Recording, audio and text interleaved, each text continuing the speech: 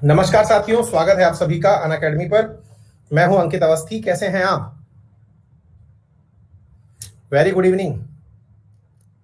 शिवानी, शबनम, छाया, जितना बोलूं आपके लिए कम है। अगर थोड़ा नहीं नॉलेज में, ना पॉलिटी ना हिस्ट्री या ज्योग्राफी, कितने सब्जेक्ट मेंशन करूं। और प्लस जो कंट्री लव निकाल के आया है मेरी बेटी 3 ईयर की, उसे भी आपसे ही पढ़ना है। क्या बात है। लाइफ में एक बार जरूर मिलना है सर। आप तो पॉसिबल हैं सर, सब्जेक्ट आपसे ही सीखा है, जितना लिखूं कम है सर। छाया मैडम, बहुत सारा आशीर्वाद आपकी बच्ची को और बहुत बहुत धन्यवाद। आपने इतने अच्छे शब्दों का चयन किया और काश मैं इतना कामयाब हो पाऊं कि मैं हर बच्चे को पढ़ा पाऊं जो मुझसे पढ़ना चाहे और सबको मैं समझा पाऊं। बहुत बहुत धन्यवाद इतने अच्छे शब्द लिखने के लिए, मजा आ गया। हाँ जी। अमित कुमार, बिल्कुल बनाएंगे। कैसे रजिस्ट्रेशन करें उसके ऊपर वीडियो बनाएं। अमित कुमार, आप मतलब राइटर हैं, कुछ लिखना चाहते हैं इसका मतलब है। तो यार वो एक बार युवा www पे चले जाओ ना यार एक बार। मतलब मैं प्रॉमिस कर भी दूंगा, करने में फिर टाइम लगेगा। एक बार गूगल कर लो, नहीं तो फिर मैं बता दूंगा। Jyoti, Shivani, Shubham Roy, Indian polity part 1 कहां से मिलेगा? तो बैकग्राउंड में चले जाओ, मिल जाएगा। MK, बिल्कुल भाई। मिडाइबल का A4 नहीं मिल रहा है। अभी वापस आएगा तब मिल जाएगा। अगर नहीं मिल रहा है तो क्या दिक्कत है। अभिषेक शो में स्वागत है। ललित कुमार, आशीर्वाद बेटा। शुभम, सही कह रहे हो भाई, काश ऐसा हो जाए, है ना। हाँ भाई, माओ जेडोंग। हाँ, मतलब सुबह माओ जेडोंग पढ़ाया है, आज माओ जेडोंग का नाम भी रख लिया है लोगों ने। मैं किम जोंग कोरिया वाला बहुत पढ़ाया करता था, तो बच्चों ने नाम रखे हुए थे किम जोंग कोरिया वाले हैं। और अब जो है माओ जेडोंग नाम बहुत फेमस हो गया है। तुम भी नहीं नहाते धोते हो क्या? हाँ, ऋषिका, हाँ। रवि यार, हाँ, जस्ट रवि। साहिल, हाँ भाई, बिल्कुल करते हैं। RNA का मंथली टेस्ट भी शुरू करते हैं और मंथली टेस्ट के लिए अपन ऐसा कर सकते हैं, संडे के दिन या तो इवनिंग में या किसी वर्किंग डे में कंटिन्यू करते हैं उसको, है ना। जूही, थैंक यू सो मच बेटा, thank you so much. Ritika, बिल्कुल निकाला जा सकता है इम्पीचमेंट के माध्यम से। देवानंद, नहीं यार, मैं मतलब अभी साइकिल चला के आया हूँ, पसीने आ रहे थे तो मुंह धो के आया हूँ। हाँ, इमरजेंसी वाला ऐश अभी पढ़ाएंगे बेटा, इमरजेंसी अलग से भी पढ़ाएंगे, ठीक है। षष्ठी, बिल्कुल। अध्यादेश क्या होता है वर्षा? आर्टिकल 1 to 3, जब मतलब संसद सत्र में ना हो तो अभी मतलब पावर के अंदर आप पढ़ेंगे इस चीज को भी। अध्यादेश का मतलब होता है जब संसद सत्र में ना हो तो राष्ट्रपति कैबिनेट की मंजूरी से वो बिल पास कर सकता है, जो संसद की प्रेजेंस में पास किए जा सकते थे। इनकी जो वैलिडिटी है ये 6 मंथ की होती है। मेन दर्द हो गया है सर के। हंस, मेन दर्द पता नहीं बता क्या लिख रहे हो हंस, समझा नहीं मैं। प्रणव लिख रहे हैं राजस्थान के लिए कोई स्पेशल क्लास? नॉट येट, लेकिन मोस्ट प्रोबेबली जब कोई वैकेंसी आएगी तो डेफिनेटली कहीं ना कहीं क्लास तो शुरू हो जाएंगी, है ना। हाँ जी, सब्सिडरी है मेरा तो हिस्ट्री का बुक सजेस्ट करें। DK मित्र, यार हिस्ट्री के लिए ना मतलब अगर किस तरह की चीज आपको पढ़नी है, ज्यादा दिमाग चलानी है तो मतलब किरण पढ़ लो, सबसे बेस्ट है, सब कुछ हो जाएगा उसमें, सारा नॉलेज है। विश्व सोनी, धन्यवाद भाई। ऋषिका, क्या बात है। चलिए तो शुरू करें। सब लोगों से बातचीत हो गई, जितने भी लोग दिख रहे थे, है ना। आइए शुरू करते हैं। तो आज के सेशन में जैसा कि आप सभी को ज्ञात है, एग्जीक्यूटिव्स चल रहे थे, तो एग्जीक्यूटिव्स में आज प्रधानमंत्री के बारे में चर्चा की जानी थी और होपफुली आप सभी तैयार हैं कि प्रधानमंत्री जी के बारे में थोड़ी सी बातें हो जाए, है ना। विधानसभा से भी एंग्लो इंडियन खत्म हो गया है। मैं SSC एस्पिरेंट हूं बट RNA क्लास करता हूं, क्योंकि आपकी न्यूज में कब क्या कैसे जवाब एकदम परफेक्ट होता है। उज्जवल, थैंक यू सो मच भाई, थैंक यू सो मच। आप ही लोगों के प्यार ने मुझे जो है बहुत अच्छा करने के लिए मतलब एनर्जी दी है ना। आइए बच्चों, तो हम शुरू कर रहे हैं। भारत की कार्यपालिका के अंदर राष्ट्रपति खत्म कर चुके हैं, प्रधानमंत्री के बारे में आज हम चर्चा करेंगे। बहुत सारी बातें हमने सीखी और एक बच्ची पूछ रही थी अध्यादेश क्या होता है, तो मैंने अध्यादेश यहाँ से बताया हुआ है। आर्टिकल 1 to 3 के तहत जब संसद सत्र में ना हो तो राष्ट्रपति उन सभी बिलों को जो बिल के रूप में आ सकते थे उन्हें किस में ला सकता है? अध्यादेश के रूप में। यानी एक ऐसा आदेश जिसकी वैलिडिटी केवल तब तक है जब तक कि संसद सत्र में नहीं है, अधिकतम 6 मंथ के लिए, ठीक है ना। हाँ जी। तो हम चलते हैं प्रधानमंत्री जी के बारे में जानकारी लेने के लिए, और प्रधानमंत्री जी के बारे में जानकारी के लिए सबसे महत्वपूर्ण बात यह है जो आपको पता होनी चाहिए, और वो ये, आप भी प्रधानमंत्री बन सकते हैं। ध्यान से सुनिए, बिना चुनाव लड़े, बिना कुछ किए आप क्या बन सकते हैं? राष्ट्रपति बन सकते हैं। आप पूछेंगे ऐसा प्रधानमंत्री बन सकते हैं, राष्ट्रपति तो नहीं बन सकते, प्रधानमंत्री बन सकते हैं। क्यों? क्योंकि भारत का कॉन्स्टिट्यूशन कहता है कि कोई भी व्यक्ति प्रधानमंत्री, मुख्यमंत्री या फिर कोई मंत्री बन सकता है यदि, कब तक के लिए बन सकता है? 6 मंथ तक के लिए बन सकता है। 6 मंथ के भीतर भीतर उसे अपने पद पर इलेक्ट होकर के ही आना होता है। अब वो चाहे राज्यसभा के थ्रू आए या फिर लोकसभा के थ्रू, किसी ना किसी हाउस का उसे मेंबर होना जरूरी है। लेकिन हाँ, उसे हाउस का मेंबर ना होते हुए भी 6 मंथ के लिए क्या बनाया जा सकता है? मतलब कोई भी मंत्री पद दिया जा सकता है। केंद्र के लिए भी ये बात वैलिड है और राज्य के लिए भी ये बात वैलिड है। ठीक है, राज्य के लिए अगर हम बात करें तो रिसेंट डेज में उदाहरण चल रहे थे, उद्धव ठाकरे जी, जो कि मतलब सीएम बने और उन्होंने बिना कोई इलेक्शन जीते सीएम का पद ग्रहण किया था। उसके बाद वो एमएलसी बने और एमएलसी बनने के बाद वो सीएम पद पर आ गए। दूसरा उदाहरण बनने जा रही हैं वर्तमान में ममता बनर्जी, जिन्होंने विधानसभा में कोई सीट नहीं जीती, लेकिन ये मुख्यमंत्री हैं और विद इन 6 मंथ इन्हें कोई ना कोई सीट जहां से भी मिले वहां से निकल करके ये आ जाएंगी। एमएलसी बोले तो member of legislative council. Bharat के अंदर केवल 6 ही राज्य ऐसे हैं जिनके पास मेंबर ऑफ लेजिस्लेटिव काउंसिल, मतलब लेजिस्लेटिव काउंसिल्स हैं। ठीक है बेटा, चलिए आगे बढ़ते हैं। The constitution does not certain any specific procedure for selection or appointment of prime minister. Only article 75 says that the prime minister shall be appointed by the president. मतलब इसके बारे में कहीं कोई स्पष्ट आर्टिकल तो नहीं है, लेकिन केवल क्या लिख रहे हैं राहुल विनायक, अगर किसी सीट से नहीं जीती ममता दीदी तब क्या होगा? तब कुछ नहीं होगा, तब उनको मुख्यमंत्री पद त्यागना पड़ेगा। सिंपल सी बात है। ठीक है, अच्छा तो अब यहां पर क्या होता है? प्रधानमंत्री के लिए यहां पर पॉइंट क्या लिखा हुआ है कि राष्ट्रपति जो है वो प्रधानमंत्री को नियुक्त करता है। बस इतनी सी बात हमारे यहाँ संविधान में लिखी हुई है। जिस प्रधानमंत्री को हम कार्यपालिका के अंदर यानी एग्जीक्यूटिव के अंदर, एक होता है डी ज्यूरे और एक होता है डी फैक्टो, यानी कि प्रमुख कार्यपालक मानते हैं कि हाँ भाई यही है कार्य करने वाला व्यक्ति, है ना। तो वो जो डी फैक्टो व्यक्ति है कार्यकारी का, मतलब कार्यकारी के अंदर, एग्जीक्यूटिव बोर्ड के अंदर, that is prime minister. President administer the oath and oath of the prime minister. He act as the chief advisor to the president.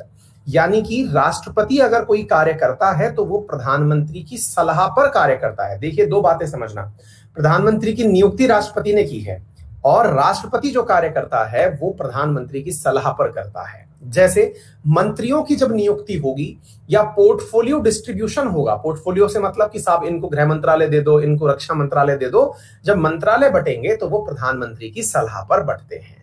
Clear हो गया? अच्छा, the act as the link between, he act as the link between president and cabinet. अब ये cabinet क्या होती है साथियों?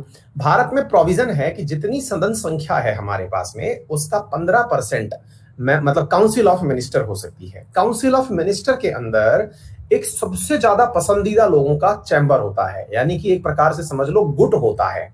मान लो मैंने ये कहा कि भाई हमारे पास 500 सदस्य हैं, तो 500 लोकसभा के सदस्य हैं, तो 75 लोग जो हैं वो काउंसिल ऑफ मिनिस्टर यानी मंत्री परिषद में शामिल हो सकते हैं।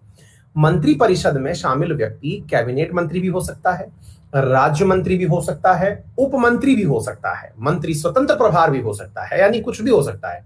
सदस्य संख्या 75 बनेगी, लेकिन इनमें से एक पद ऐसा है दैट इज कैबिनेट मंत्री का पद, जो कि इन सब में सर्वोच्च पद है। ये यूं समझिएगा कि एक क्लास बनाई गई, उस क्लास के अंदर हमने परसेंटेज के हिसाब से विद्यार्थियों को बांट दिया, 90 से 100% वाले, 80 से 90% वाले, 70 से 80% वाले। तो यूं समझिए कैबिनेट वाले 90 से 100% वाले विद्यार्थी हैं। समझ गए? वो विद्यार्थी हैं जो कि प्रेसिडेंट के साथ, वो प्राइम मिनिस्टर के साथ एनी टाइम चलते हैं, यानी कि वो नहीं तो प्राइम मिनिस्टर नहीं, यो टाइप की फीलिंग लेके चलिए। कई बार तो ऐसा होता है कि जो काउंसिल ऑफ मिनिस्टर है वो केवल शाब्दिक अर्थ के लिए रह जाती है और जो कैबिनेट है वही सारे निर्णय लेती है, इसीलिए इसे कई बार किचन कैबिनेट भी नाम दिया गया है। और ऐसा इंदिरा गांधी जी के समय हुआ था। कैबिनेट में से भी कुछ चुनिंदा लोग ही थे जो इंदिरा गांधी जी को सलाह दिया करते थे। इसलिए एक नया शब्द उन दिनों तैरा था, that was kitchen cabinet. Clear? अच्छा, तो cabinet, kitchen cabinet, kitchen cabinet कोई भी संवैधानिक तर्क नहीं है। हाँ, कैबिनेट के बारे में कॉन्स्टिट्यूशन में मेंशन किया गया जब हमने ये क्या कहते हैं, इमरजेंसी प्रोविजंस के बारे में जब मैं आपको पढ़ाऊंगा, तब वहां पर एक शब्द जगह आएगा जहां पर लिखा हुआ है कि कैबिनेट की ही सलाह के ऊपर राष्ट्रपति इमरजेंसी प्रोक्लेम कर सकता है। अदरवाइज कहीं भी कॉन्स्टिट्यूशन में कैबिनेट भी नहीं लिखा हुआ है ना। ये आगे आने वाले समय पे मैं आप लोगों को बताऊंगा।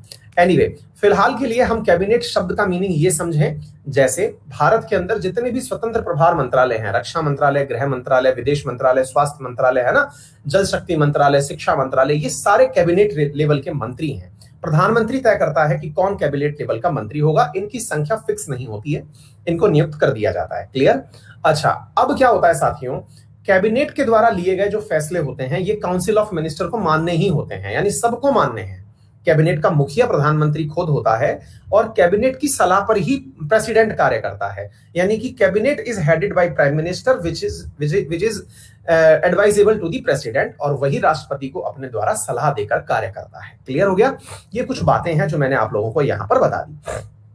किस बेस पर बनते हैं? कोई बेस नहीं है बेटा इसका, है ना। राजकमल साहू, कोई बेस नहीं है। प्रधानमंत्री को पसंद होने चाहिए, प्रधानमंत्री की नजर में वो गुड बुक्स में होने चाहिए। जैसे अगर आपको मालूम हो तो एक समय ऐसा था कि भारत में कैबिनेट भी थी, लेकिन प्रधानमंत्री जी की फहरिस्त में केवल 2 ही लोग शामिल थे, एक अरुण जेटली जी और अमित शाह जी। ये कैबिनेट के ऊपर भी एक सुपर कैबिनेट हो गई, यानी कि ये प्रधानमंत्री के साथ एनी टाइम पाए जाने वाले लोग हो गए थे। ठीक है ना? हाँ जी, अपनी इच्छा से किसी को भी बना सकता है प्रधानमंत्री। बस प्रधानमंत्री जो है वो ये चाहेगा कि उसको सदन के अंदर संख्या मिल जाए, यानी कि सदन के अंदर वो बैठ जाए, है ना। तो अगर मैंने आपको अभी बोला कि संस्कार पूछ रहे हैं कि कैबिनेट और काउंसिल ऑफ मिनिस्टर में क्या फर्क हुआ, तो अगर आपको अब तक मेरी बात समझ में नहीं आई है संस्कार, तो मैं फाइनल टच दे रहा हूं। यदि मान लीजिए कि ये पूरा की पूरा काउंसिल ऑफ मिनिस्टर है, तो इस काउंसिल ऑफ मिनिस्टर के अंदर ये कैबिनेट है, ये कैबिनेट हो गया और ये काउंसिल ऑफ मिनिस्टर हो गया। यानी कि काउंसिल ऑफ मिनिस्टर अगर सेट है यानी समुच्चय है, तो सबसेट जो है वो कैबिनेट है। संस्कार, अब आ गई बात समझ में? सभी को समझ में आ गया? एक अगर मैं ये शब्द यूज करता हूं केवल काउंसिल ऑफ मिनिस्टर, तो काउंसिल ऑफ मिनिस्टर का मतलब उसमें कैबिनेट भी होगा। अच्छा, उसके अंदर यहां पर मैंने एक गोला और बना दिया, इसके अंदर हो सकता है मिनिस्टर ऑफ स्टेट भी होगा, मिनिस्टर ऑफ स्टेट। ठीक है? अच्छा, इसके अलावा एक गोला और बना दिया, जो मैंने इससे मतलब वो नहीं कर रहा है, मतलब कोलाइड नहीं कर रहा है, मैं इसको सेपरेटली बनाना चाह रहा हूं, ये समझिए। ये बना दिया, ये हो गया उप मंत्री। ये सब मिलकर के क्या बना रहे हैं? काउंसिल ऑफ मिनिस्टर बना रहे हैं। क्या आपको मेरी बात समझ में आ रही है? क्लियर हो गया? काउंसिल ऑफ मिनिस्टर कैसे बनता है? ये भी प्रधानमंत्री की चाहत से बनता है। मतलब अल्टीमेटली प्रधानमंत्री ही है जो कि किसी को भी किसी पद पर बिठा सकता है। स्टेट मिनिस्टर क्या होता है? जैसे मैं बताता हूं, आपको मालूम होगा, आज सुबह मैंने आपको एक सवाल पढ़ाया था आरएनए के अंदर, है ना। मैंने आपको बताया था कि जो पेंशन रूल्स हैं उनके अंदर संशोधन किया गया है। याद आ गया? पेंशन रूल्स के अंदर संशोधन किया है। किसने किया है? मिनिस्ट्री ऑफ पर्सनल, याद आ रहा है? Ministry of personal, pension and grievance, DOPT ने नहीं, है ना। पर्सनल मिनिस्ट्री, जिसके मंत्री जितेंद्र सिंह हैं, ठीक है ना। जितेंद्र सिंह ने किया। जितेंद्र सिंह क्या है? जितेंद्र सिंह है क्या? जितेंद्र सिंह जो है वो स्टेट मिनिस्टर हैं। उनका जो बड़ा मंत्री कौन है? प्रधानमंत्री खुद ने अपने पास ये मंत्रालय रखा हुआ है। दूसरा उदाहरण देता हूं, मतलब ये समझिए, मंत्री के नीचे एक मंत्री और होता है, उसे स्टेट मिनिस्टर कहते हैं। कई बार जब स्टेट मिनिस्टर इतने काबिल हो जाते हैं कि उन्हें अपने ऊपर किसी और की जरूरत नहीं होती, या प्रधानमंत्री को लगता है कि हाँ ये अकेला चला लेगा इस डिपार्टमेंट को, तो फिर वहां पर उसे स्वतंत्र प्रभार दे दिया जाता है। असिस्टेंट मिनिस्टर मत समझिए इसे। क्लियर? अच्छा, दूसरा, जैसे अभी रिसेंट डेज में किरण रिजिजू का नाम सुना होगा आपने। किरण रिजिजू वो क्या है? वो खेल मंत्रालय के मंत्री हैं और स्वतंत्र प्रभार है। स्वतंत्र प्रभार का मतलब हुआ कि उनके ऊपर कोई मंत्री नहीं है। आ गई बात समझ में? लेकिन वो स्टेट मिनिस्टर हैं, मतलब एक पद उनके ऊपर का खाली है। अगर प्रधानमंत्री को लगा कि इनके ऊपर भी एक पद बनाया जाना चाहिए, तो वो कैबिनेट मंत्री का पद होगा। क्या आपको मेरी बात समझ में आ रही है? तीसरा एग्जांपल देखिए, अनुराग ठाकुर भारत के अंदर फाइनेंस के स्टेट मिनिस्टर हैं। अनुराग ठाकुर जो हैं वो भारत में फाइनेंस के स्टेट मिनिस्टर हैं। क्लियर? और जो अपनी मैडम हैं, क्या नाम है उनका, फाइनेंस, निर्मला सीतारमण जी, वो कैबिनेट मंत्री हैं। तो मंत्रालय निर्मला सीतारमण जी का भी वित्त मंत्रालय है और अनुराग ठाकुर जी का भी वित्त मंत्रालय है। दोनों ही एक ही विभाग के मंत्री हैं। एक बड़ा मंत्री है, एक छोटा मंत्री है। सीनियर व्यक्ति को बड़ा मंत्री बनाते हैं और जूनियर व्यक्ति को दूसरा मंत्री बनाते हैं। आ गई बात समझ में? अब आप पूछ रहे हैं कोऑर्डिनेशन होता होगा कि नहीं दोनों में। बेटा ये बनाए ही इसलिए जाते हैं, जैसे अभी अनुराग ठाकुर हैं, वो रिसेंटली कम उम्र के हैं, तो कम उम्र के हैं तो उन्हें अभी से ही एक मंत्री का तजुर्बा दिला दिया कि आप सीनियर मिनिस्टर के अंडर में काम करके देखो कि मिनिस्ट्री किस प्रकार चलाई जाती है, और आप अगर तजुर्बा ले लेंगे तो भविष्य में फिर आपको स्वतंत्र प्रभार दे दिया जाएगा। आ गई बात समझ में? अब बात समझ में आई? इसकी ट्रेनिंग का प्रोसेस है बेटा, ये पूरा की पूरा प्रोसेस है। ये मंत्रियों को ट्रेनिंग मिलती है इस प्रकार से। आपको पता है, मतलब एक पर्टिकुलरली संसदीय कार्य मंत्री भी बनाया जाता है, जो संसद में किस प्रकार कार्य होगा। स्टेट क्यों लगाते हैं फिर उसके पीछे? प्रिया पूछ रही है। बेटा इसलिए लगाते हैं ताकि आपको यह पता चल जाए बड़ा कौन छोटा कौन है ना। मतलब एक टर्म है, आप उसको डिप्टी कहते, आप उसे सब मतलब डिप्टी मिनिस्टर कहते, ये जमता नहीं। आ गई बात समझ में? जरूरी नहीं है कि सेम समय पर ही बनाया जाए। प्रियंका नायक, बेटा पद जो है ना काउंसिल ऑफ मिनिस्टर का ही मेंशन्ड है। बिल्कुल ऐसे नहीं दे दिया जाता, किसी को भी उठाया और उठा करके मंत्रालय पकड़ा दिया। मजाक नहीं है मंत्रालय चलाना। किसी राज्य को चलाने से बड़ा होता है काम किसी मंत्रालय को चलाना, क्योंकि पूरे देश के अंदर उससे संबंधित सारे कार्य आपको करने होते हैं। आ गई बात समझ में? अब तो मेरे हिसाब से सारी बातें समझ में आ गई होंगी। एक विद्यार्थी पूछ रहे हैं कि सर सबसे ऊंची पोस्ट फिर कौन सी होती है? मंत्रालयों में कोई भी ऊंचा और नीचा नहीं होता, महत्व के आधार पर देखा जाता है। सामान्यतया भारत में 3 महत्वपूर्ण डिपार्टमेंट माने जाते हैं, गृह मंत्रालय, रक्षा मंत्रालय और वित्त मंत्रालय। इनमें ही सबसे ज्यादा पसंदीदा लोग और सबसे ज्यादा विश्वसनीय लोगों को अपॉइंट किया जाता है। क्लियर? अब आगे बात समझ, अब तो हो गई होगी यार, आगे बढ़ो थोड़ा सा। चलिए, हाँ जी, प्राइम मिनिस्टर का अपॉइंटमेंट कौन करता है तो मैंने आपको बता दिया। अब आपके मन में सवाल बनेगा, सर प्रेसिडेंट ऐसे तो किसी को भी अपॉइंट कर सकता है? नहीं, ऐसे नहीं होता। अभी रिसेंटली मैंने आपको बताया था इजराइल वाला केस, याद है? इजराइल वाले केस के अंदर मैंने बताया था कि वहां के राष्ट्रपति ने बेंजामिन नेतन्याहू को, क्योंकि सबसे ज्यादा बड़ी पार्टी उन्हीं की बन के आई थी, लिकुड पार्टी, जिनको यह कहा गया था कि आप प्राइम मिनिस्टर बनिए, जिसके पास सबसे ज्यादा सीटें हैं उसको निमंत्रित किया जाता है कि आप बन जाइए प्राइम मिनिस्टर। जब वो अपना संसद में बहुमत सिद्ध नहीं कर पाते तो फिर सेकंड लार्जेस्ट पार्टी के मुखिया को बुलाया जाता है कि आप आइए और प्रधानमंत्री का पद स्वीकार करिए और अपना बहुमत संसद में सिद्ध करिए। आ गई बात समझ में? यायर लैपिड करके जो हैं वो, तो अभी रिसेंटली यायर लैपिड ने अपने द्वारा मतलब राष्ट्रपति को बता दिया है कि वो बहुमत सिद्ध करने की स्थिति में है, उन्हें 1 हफ्ते के भीतर बहुमत सिद्ध करना है। 1 हफ्ते में अगर वो बहुमत सिद्ध करने में कामयाब हो गए तो यायर लैपिड और उनके साथ नफ्ताली, ये दोनों मिलकर के क्या बन जाएंगे? इजराइल के प्रधानमंत्री बन जाएंगे। क्या आपको मेरी बात समझ में आ गई? उम्मीद है कि ये क्लियर हो गया होगा सारी बातें। ठीक है, चलिए, अगर आपके सामने एक सवाल बनता है कि सर मान लीजिए कि ऐसी स्थिति आ जाए कि किसी के पास भी क्लियर मेजॉरिटी नहीं है। मान लीजिए कि आपको पता है भारत में 543 सीटें हैं। 543 सीटें का मतलब हुआ 272 सीट्स चाहिए जिसको भी अपना प्रधानमंत्री बनाना है। 272 सीट है तब तो ऑब्वियस सी बात है जिसके पास बहुमत है वो पीएम बनाएगा अपना। लेकिन यह भी तो संभव है कि किसी भी पार्टी को स्पष्ट बहुमत ना मिले, जैसे कि अभी इजराइल में हो रखा है। तो फिर राष्ट्रपति की ये डिस्क्रिशनरी पावर है। डिस्क्रिशनरी पावर का मतलब विवेकाधीन शक्ति है, यानी कि वो अपनी समझ से, ऐसा नहीं है कि उसे काउंसिल ऑफ मिनिस्टर कह रही है ऐसा करने के लिए। क्यों? क्योंकि उस समय तो काउंसिल ऑफ मिनिस्टर काम ही नहीं कर रही है। उस समय राष्ट्रपति अपनी समझ से सिंगल लार्जेस्ट पार्टी के मुखिया को निमंत्रित कर सकता है। क्या आपको बात समझ में आ गई? बात समझ में आ गई? सबसे पहली बार जो है ये नीलम संजीव रेड्डी ने चरण सिंह को इसी प्रक्रिया के तहत क्या बनाया था? प्रधानमंत्री बनाया था। क्लियर?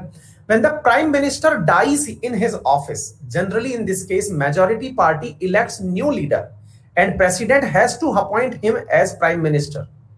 अब क्या होता है, मान लीजिएगा अगर ऐसी स्थिति बने, और ऐसा हुआ है, राजीव गांधी जी के समय ऐसा हुआ है, क्योंकि इंदिरा गांधी जी जो थी 1984 में जब उनका असैसिनेशन हुआ तो उनके बाद में राजीव गांधी जी को प्राइम मिनिस्टर बनाया गया।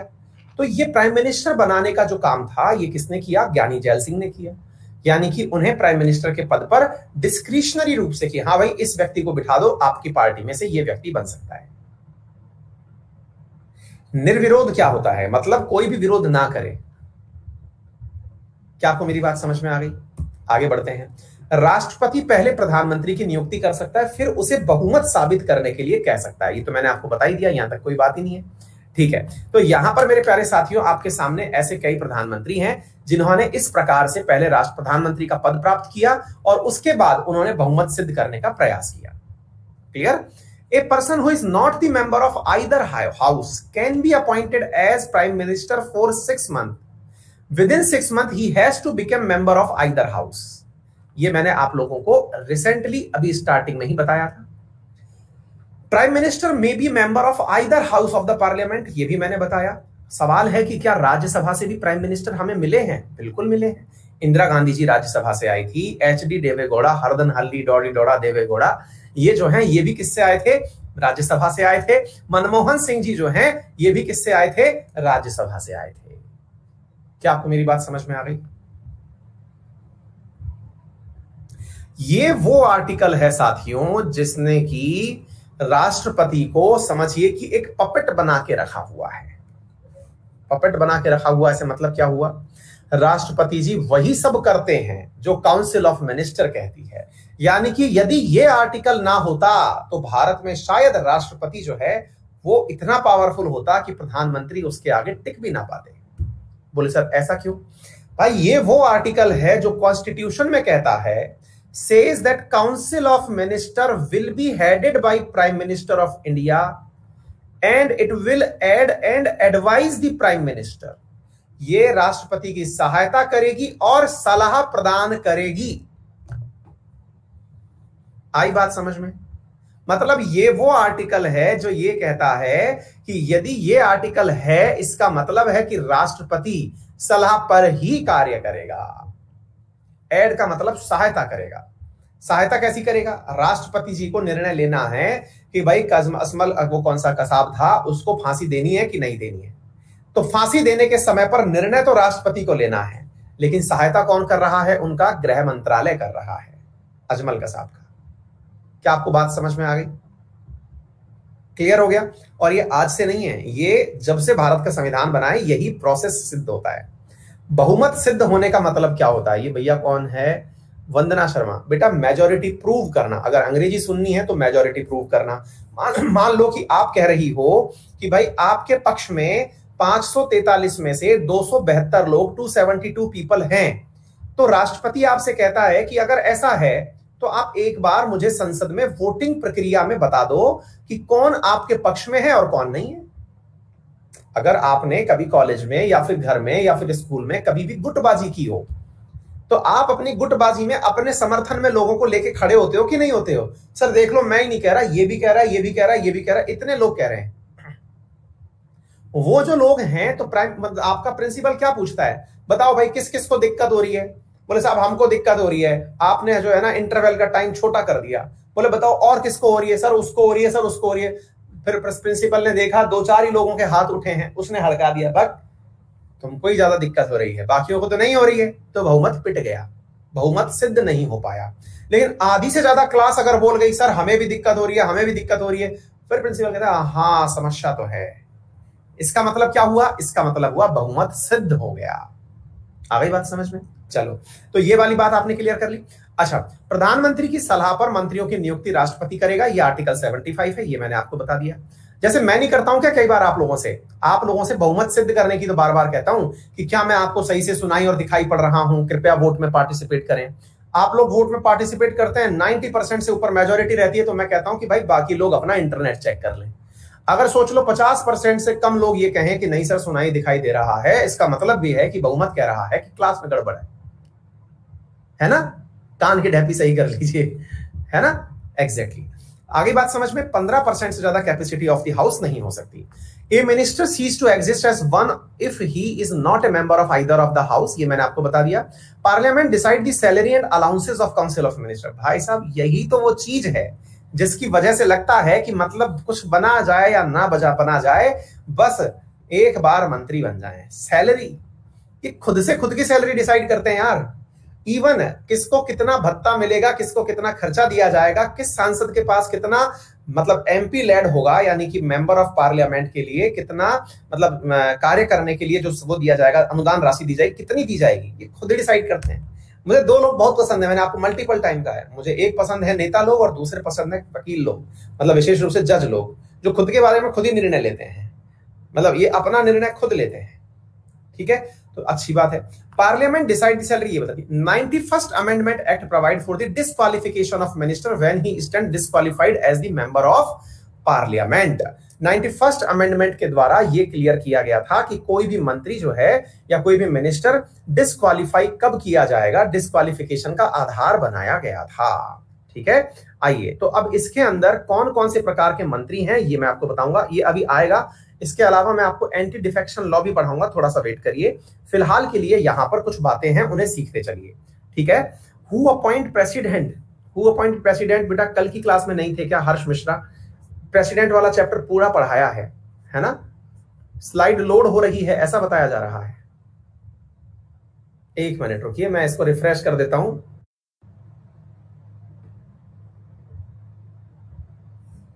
सब बढ़िया चल रहा है? चलिए आइए देखते हैं। टाइप ऑफ मिनिस्टर्स, ये मैंने आपको सारे के सारे मंत्री बता दिए, अभी थोड़ी देर पहले पढ़ा दिया मैंने आपको, कोई दिक्कत नहीं होनी चाहिए। काउंसिल ऑफ मिनिस्टर्स में इतने प्रकार के मंत्री होते हैं, ये सारी चीजें मैं आपको सिखा चुका हूं।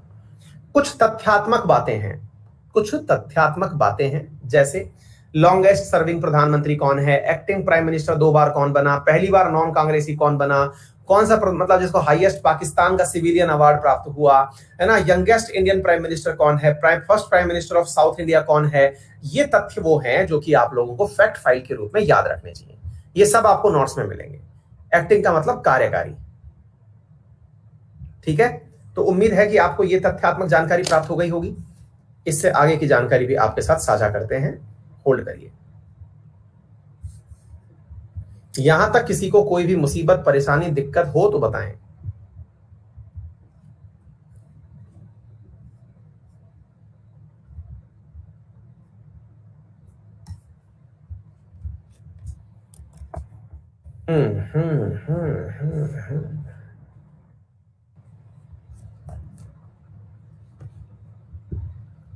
नेता लोग चालू होते हैं, अच्छा ये परेशानी है, छोटी परेशानी है। आधुनिक भारत कब शुरू होगा? जब आप कह देंगे तब शुरू कर देंगे। बताइए कब शुरू करना है? पॉलिटिक्स खत्म कर ले पहले।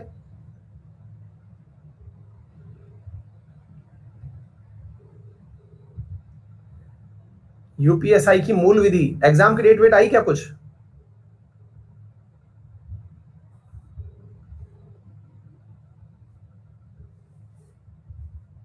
सर वो एग्जीक्यूटिव से आगे वाला कंटेंट डाल दीजिए।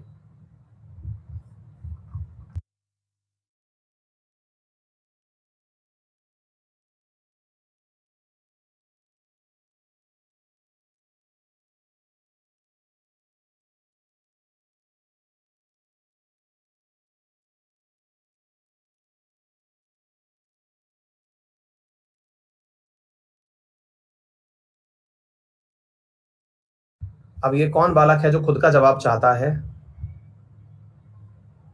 मोहित शर्मा, हाँ भैया क्या लिख रहे हो, पहले सवाल तो बताओ। सर विधिक के लिए कौन सी बुक पढ़े? रवि राजभर। भैया देखिए विधि के लिए कुछ भी नहीं पता है हमें, हम गूगल करके पढ़ते हैं, गूगल गुरुजी पढ़ा देते हैं आप लोगों को विधि। वंशिका, बिल्कुल कुछ प्लान है क्या?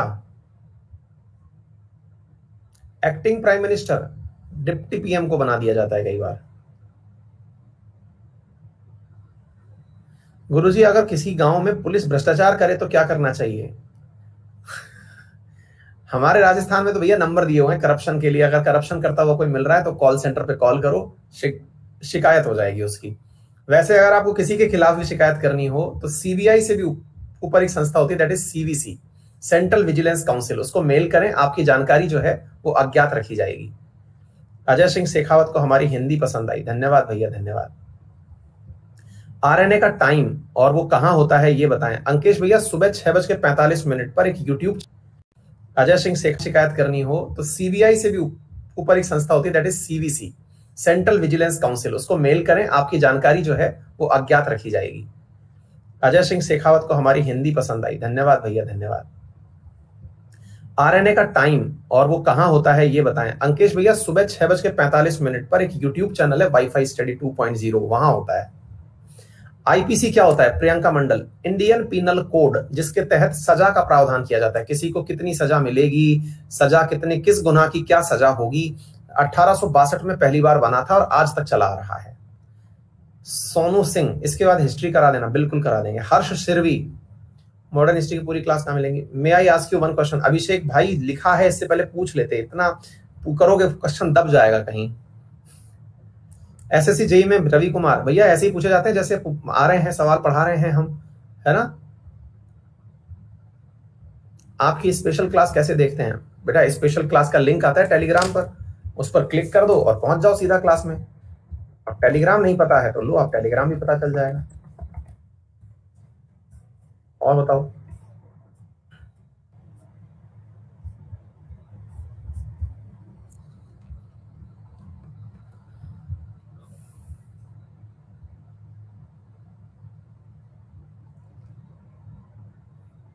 पूनम गूगल कर लो ना। पूनम ने एक सवाल पूछा है, सर प्रोटॉन की खोज किसने की थी? मैं गूगल नहीं हूं बेटा, है ना, ये गूगल कर लो। और एनी टाइम मैं याद रखूं ये मेरी मजबूरी नहीं है, क्योंकि मैं ग्रुप डी दे नहीं रहा हूं, है ना। गूगल कर लो बेटा, ये जानकारी वहां से मिल जाएगी। मतलब थोड़ा लेवल ढंग का सा सवाल हो तो मजा भी आएगा बेटा।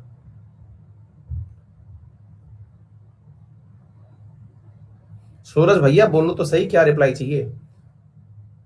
अखिल दरगस, पीसीएस के लिए हिस्ट्री पॉलिटी ज्योग्राफी की बुक बता दो। यार हिस्ट्री ज्योग्राफी पॉलिटी की बुक में ना, देखिए हिस्ट्री की किताब को लेकर के थोड़ा मामला सख्त रहता है, क्योंकि केवल हिस्ट्री की किताब में मैं ये कह दूं कि आप स्पेक्ट्रम पढ़ लीजिए तो मॉडर्न की बात हो जाएगी। अगर तथ्यात्मक रूप से आपको जानकारी पढ़नी है ना, तो किरण प्रकाशन की किताब आती है, अगर फैक्ट रट सकते हो तो सारे रट दो, उसके अलावा कहीं से कोई प्रश्न आता ही नहीं है।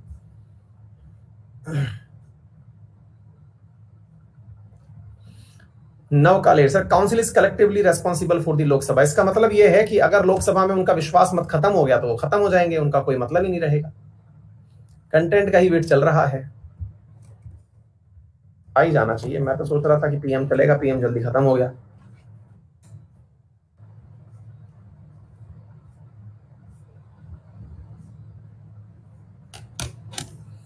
हरी हर भाई, थैंक यू सो मच।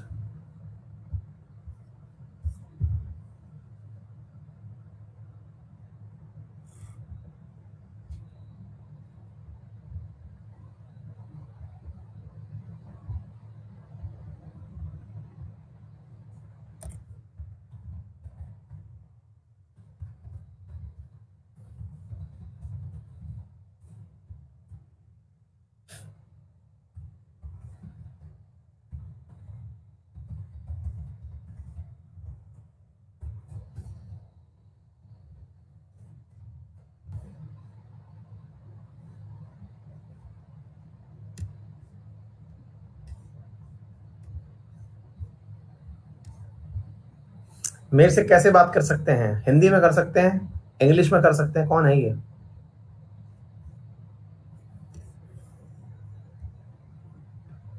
फिलहाल तो मेरी टीम मुझसे बात कर ले, वो बढ़िया है।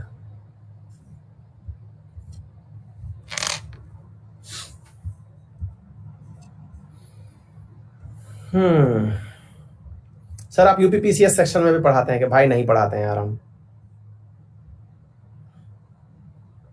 आप कौन सी क्रीम लगाते हैं भाई? सरसों का तेल है, और वो भी घिस घिस के।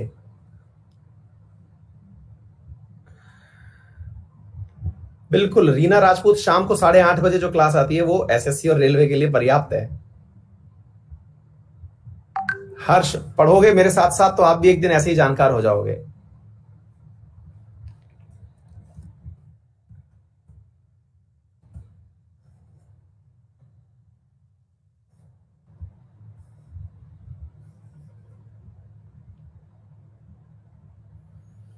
कंटेंट तो आ गया है पर स्टेट लेजिस्लेचर उसके एग्जीक्यूटिव का आया है, इससे पहले सुप्रीम कोर्ट दे देते ना भाई मेरे।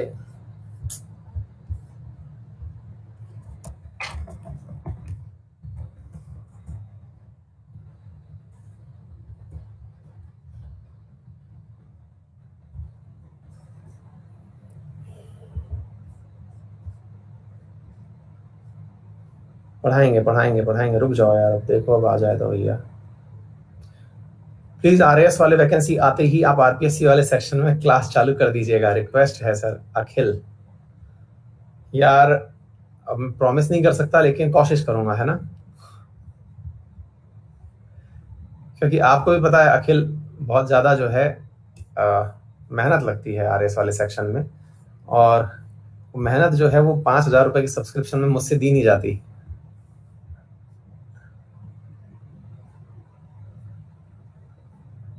कंटेंट तो आ गया है, ये देखिए, पर ये कंटेंट एक्चुअली स्टेट एग्जीक्यूटिव का आ गया और मैं चाह रहा हूं आप लोगों को कंटेंट देना।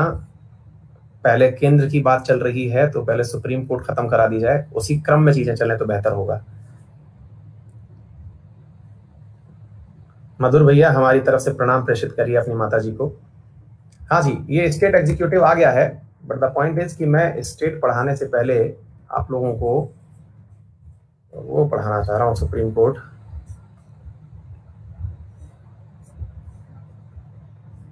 सीएजी मिसिंग है,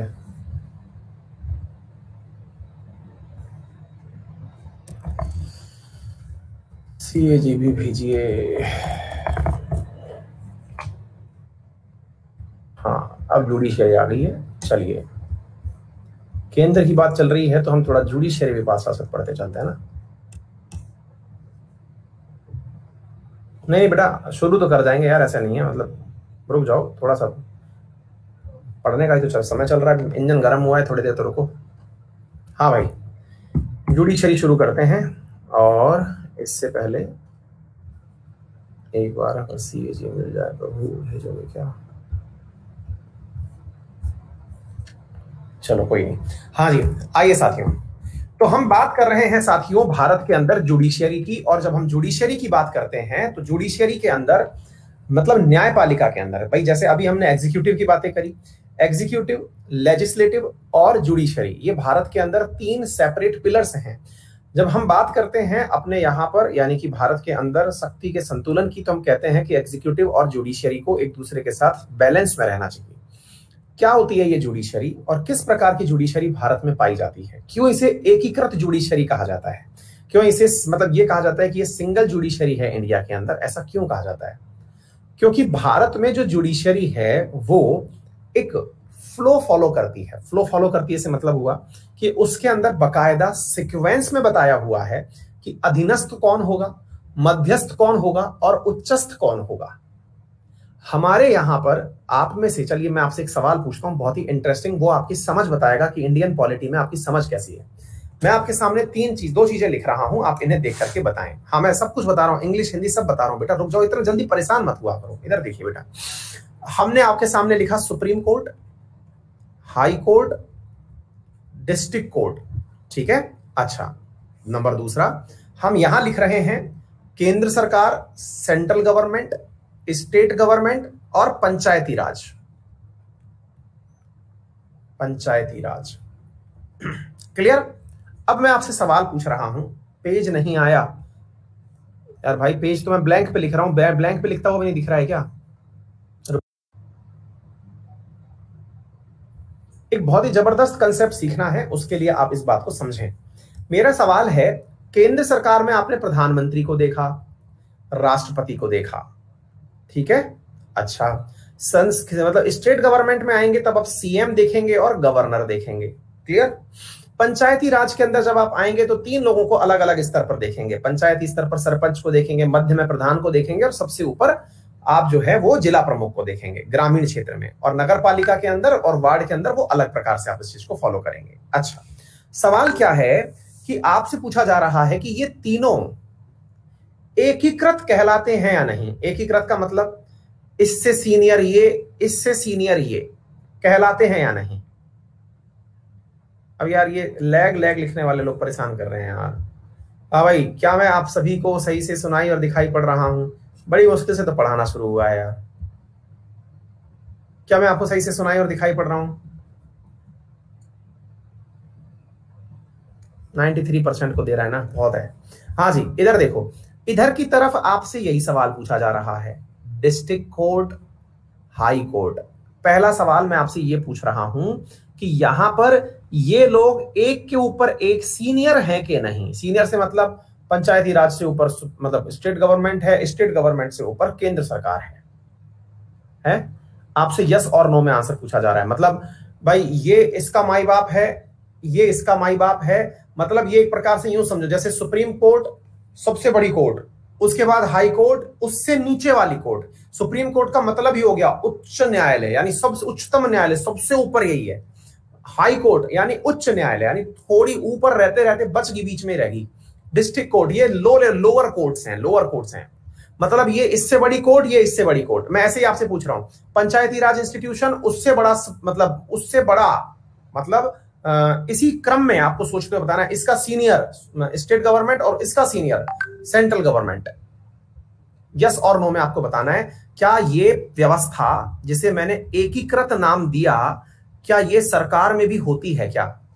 इसे तो एकीकृत बोला गया, क्या ये गवर्नेंस में भी होती है क्या? यस और नो में बताएं। यस और नो में, यानी ट्रू और फॉल्स में बताएं। क्या सुप्रीम मतलब केंद्र सरकार सबसे ऊपर, फिर राज्य सरकार और फिर पंचायती राज, ऐसा होता है क्या?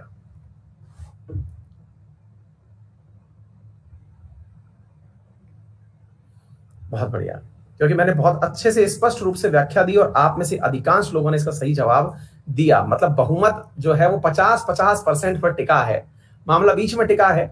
मैं किसका पक्ष ले लूं ये मेरे ऊपर है ना? ध्यान से सुनिएगा मेरे प्यारे साथियों, मुद्दा ये है, भारत में ये तीनों स्वतंत्र हैं, इनके ऊपर कोई किसी के ऊपर नहीं है, सबका अपना क्षेत्र अधिकार है। मतलब समझ में आया? मतलब ये नहीं है कि स्टेट गवर्नमेंट के ऊपर हर मामले में केंद्र सरकार इंटरफेयर कर सकती है, जी नहीं।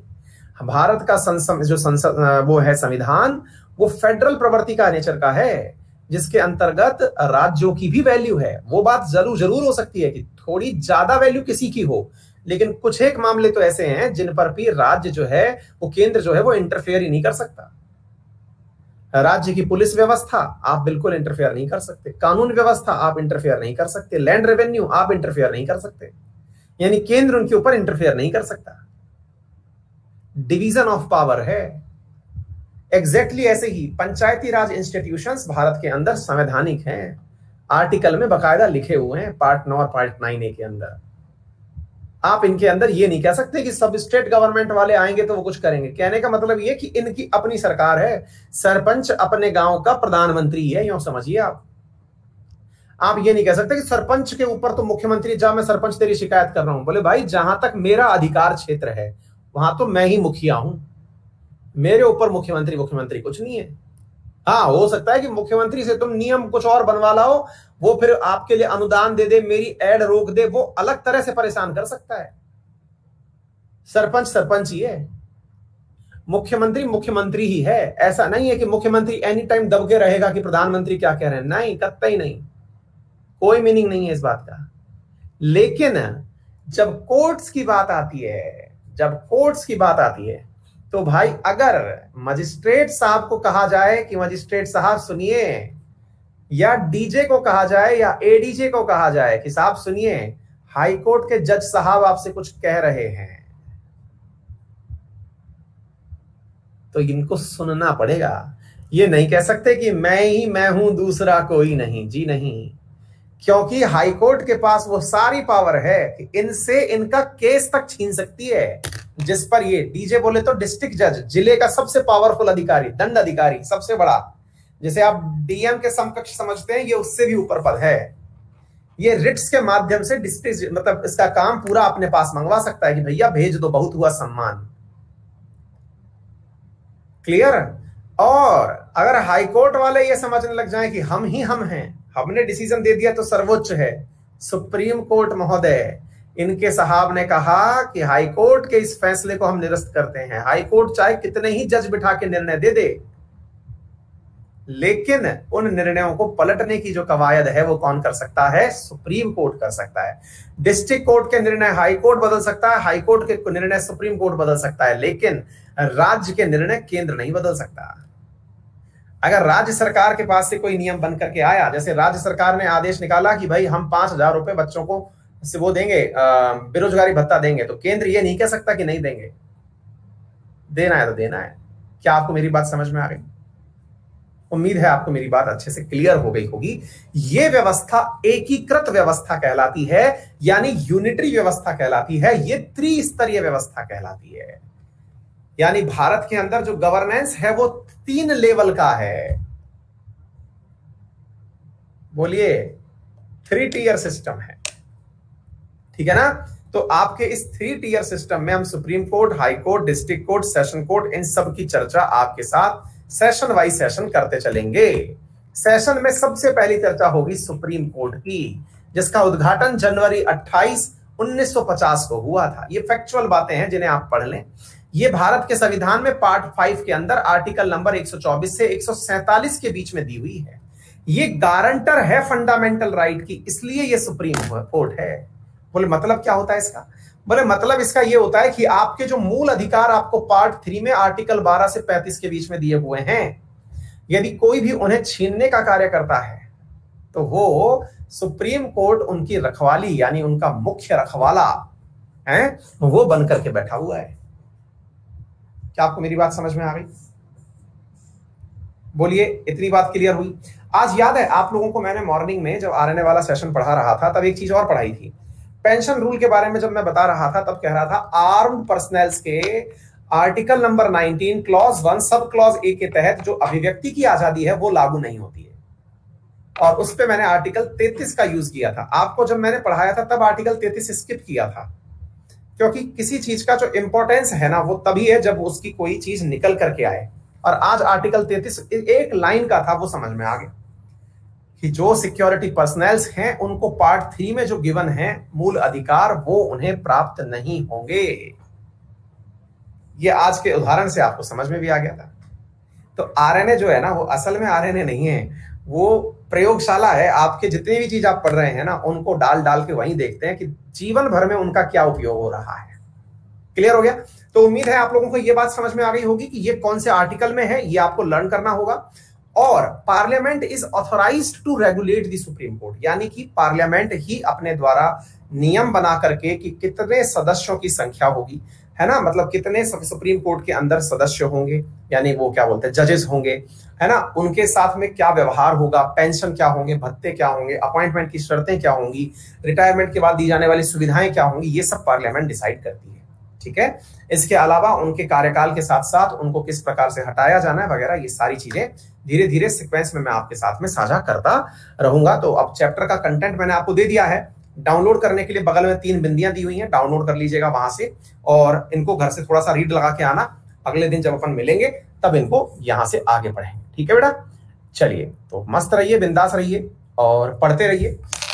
ठीक है बेटा, ऐसे ही आएंगी सारी चीजें और आपको पढ़ाती जाएंगी। ठीक है, चलिए, all the very best, see you in the next class, bye bye.